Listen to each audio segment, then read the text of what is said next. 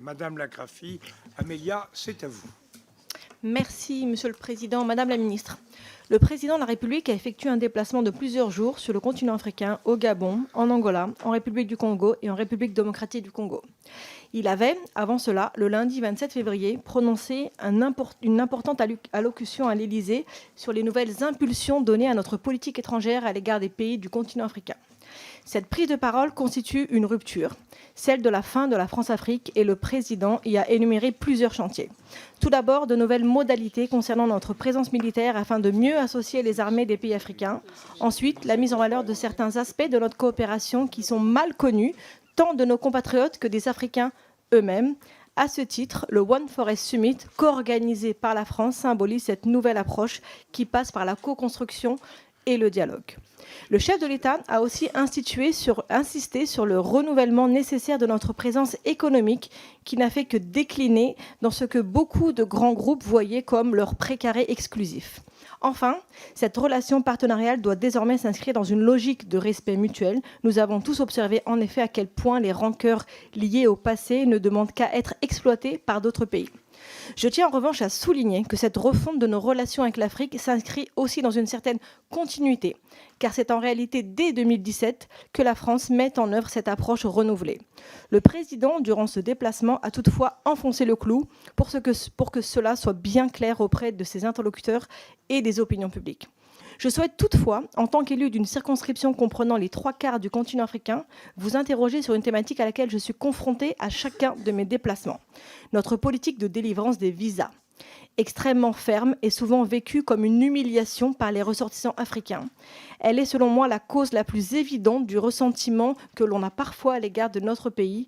Comment pourrait-on améliorer le dispositif de traitement des demandes qui, je le rappelle, pénalise aussi les amis, les conjoints, voire les enfants de Français installés en Afrique. Je souhaite à cet égard avoir votre sentiment sur la possibilité, au moins à titre expérimental, de supprimer la nécessité d'obtention de visas court séjour pour les ressortissants du Gabon et du Congo qui ne constituent pas un risque majeur migratoire.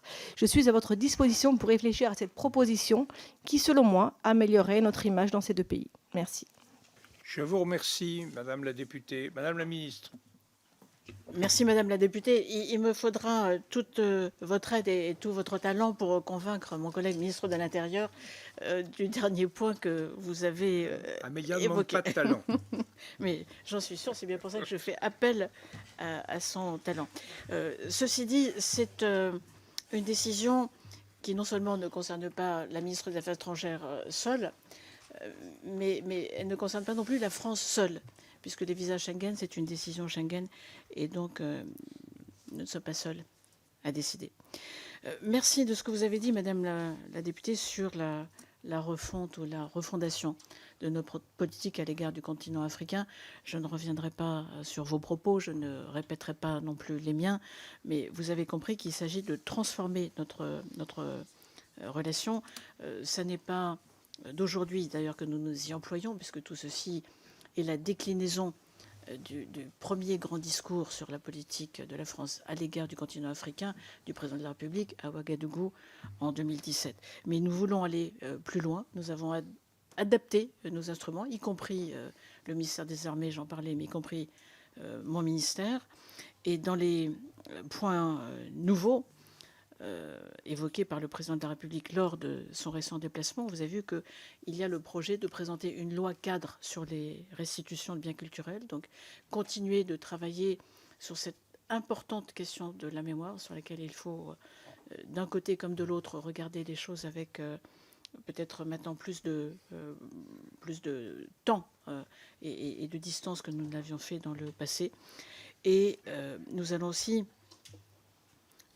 continuer à changer notre regard sur l'Afrique et continuer, espérons-le, à changer le regard de certains segments de la population africaine sur la France par ce magnifique projet qu'est la Maison des mondes africains, qui devrait donc, dans un an, répondre à cet objectif. Et puis, vraiment, je voudrais revenir sur l'intérêt de ces deux fonds que nous avons créés, parce que nous devons, au-delà des grands projets, pouvoir aider les petits entrepreneurs africains et cette jeunesse qui a tant et tant d'idées. Alors, les visas.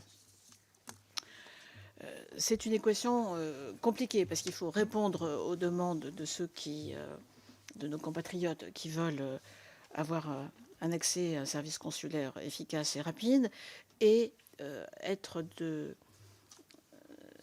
toute façon rigoureux comme il le faut dans les contrôles de l'immigration irrégulière. Et donc la conciliation des deux objectifs est parfois un exercice difficile, en particulier dans certains postes qui sont mal équipés ou peu équipés.